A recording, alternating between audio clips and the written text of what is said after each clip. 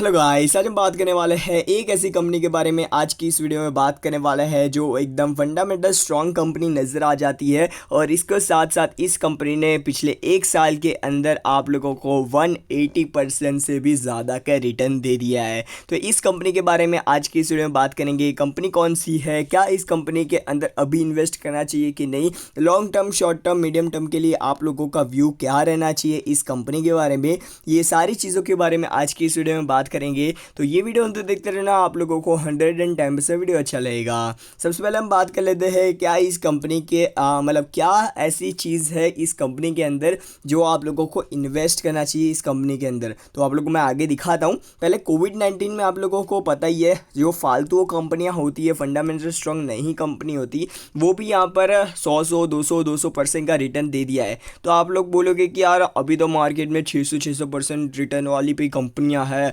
और 180% तो कुछ भी नहीं है। तो भाई देखो, एक फंडामेंटल स्ट्रॉन्ग कंपनी का 180%, वो यहाँ पर से एक साल के अंदर 180% है। ठीक है, आप लोगों को 5 साल में ये कंपनी 1000% भी दे सकती है, पर ये जो आप लोगों ने एक साल में 200% कमाया है ना, वो आप लोगों के 10 साल या 5 साल में आप लोगों के ज़ीरो हो जाएंगे। ठीक है, तो ये चीज़ याद रखना। आप लोगों को लॉन्ग टर्म के लिए सोचते हो, लॉन्ग टर्म के लिए आप लोगों को सोचते हो कोई कंपनी के अंदर इन्वेस्ट करना, तो आप लोगों को कुछ ऐसा करना होगा जो आप लोगों को लॉन्ग टर्म के लिए मल्टी बैगर रिटर्न दे। ठीक है, तो ये चीज़ याद रखना। तो अभी हम बात कर लेते हैं क्या इस कंपनी की मतलब क्या इस कंपनी की खासियत है और क्या इस कंपनी में इन्वेस्ट करना चाहिए कि नहीं।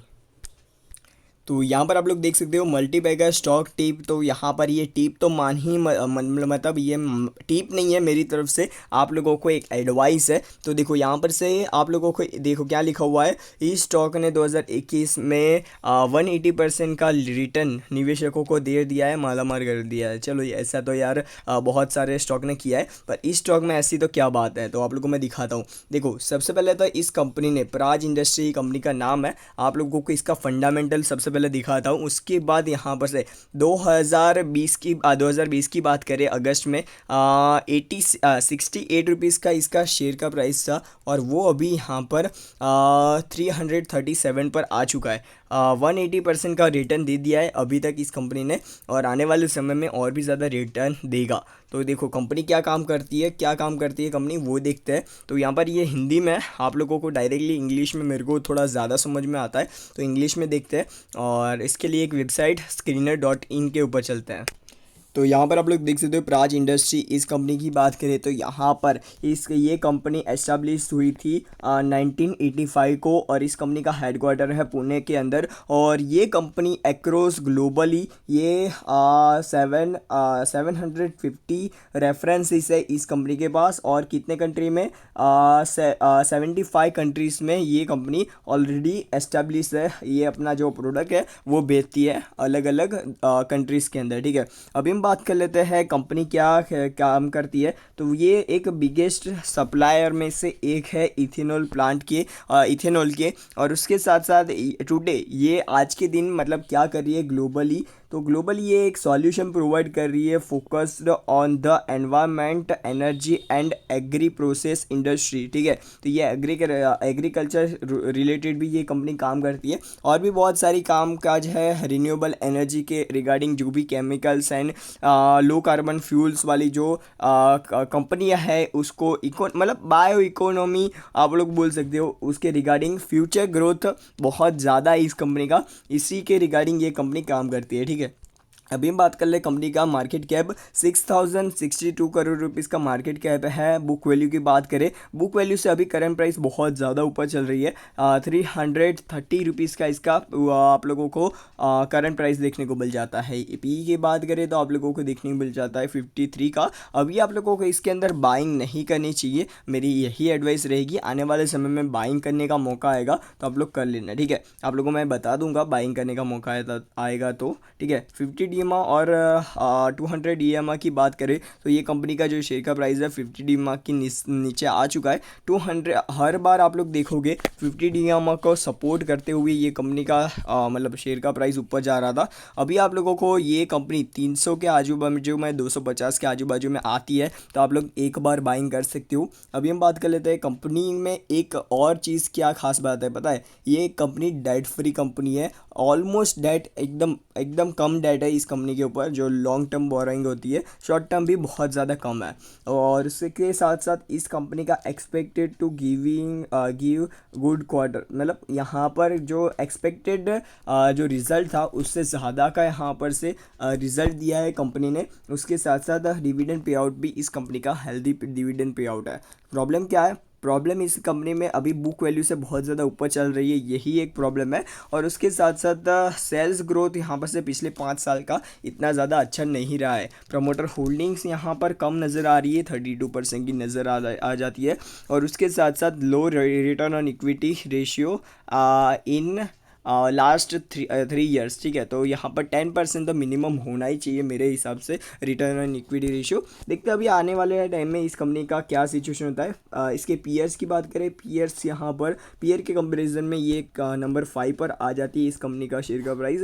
कंपनी के यहाँ पर से इंटरेस्ट कोई भी पे, देखो यहाँ पर ओनली 1 करोड़ रुपीज़ का इंटरेस्ट पे करना पड़ता है उसकी टोटल रेवेन्यू के अंदर से, ठीक है। और कंपनी के ऊपर डेट एकदम कम है और ऑपरेटिंग प्रॉफिट मार्जिन इतना ज़्यादा नहीं है, पर आप लोगों को कभी कभी 13% 11% का भी देखने को मिल जाता है, ठीक है। तो ये भी आप लोगों को चीज़ ध्यान में रखनी है। और ये कंपनी का ये वाला जो रिज़ल्ट है ना माइनस वाला, ये क्यों आया था, कोविड-19 मार्च के अंदर लॉकडाउन लग गया था और लॉकडाउन की वजह से इस कंपनी को यहाँ पर से जो सेल्स ग्रोथ थी उसके ऊपर बहुत ज़्यादा इम्पैक्ट पड़ा था, ठीक है। तो ये चीज़ याद रखना। और उसके साथ साथ आप लोग जून महीने का भी आप लोग देखोगे तो 2021 मार्च के अंदर भी यहाँ पर लॉकडाउन लगा, लॉकडाउन तो नहीं बोल सकते, सेकेंड वेव आई थी और इसी की वजह से लॉकडाउन लगा था, ठीक है। तो यहाँ पर आप लोगों को इसकी वजह से भी यहाँ पर कंपनी के जो रेवेन्यू आप लोग बोल सकते हो सेल्स ग्रोथ के अंदर इम्पैक्ट पड़ा था। अभी आप लोगों को लॉन्ग टर्म के लिए आप लोगों को इस कंपनी का क्या व्यू रहना चाहिए, उससे पहले बोरोइंग की बात करें, अभी कोई भी लॉन्ग टर्म बोरोइंग नहीं नज़र आ जाती है। रिजर्व्स की बात करें तो 705 करोड़ रुपीज़ 65 करोड़ रुपीज़ का 765 करोड़ रुपीज़ का कंपनी के पास ऑलरेडी रिजर्व्स का पड़ा हुआ है, ठीक है। प्रमोटर होल्डिंग की बात कर लेते हैं। प्रमोटर होल्डिंग आप लोग देखोगे तो 32% के आजू बाजू में इस कंपनी की 32 to 33% के आजू बाजू में प्रमोटर होल्डिंग है।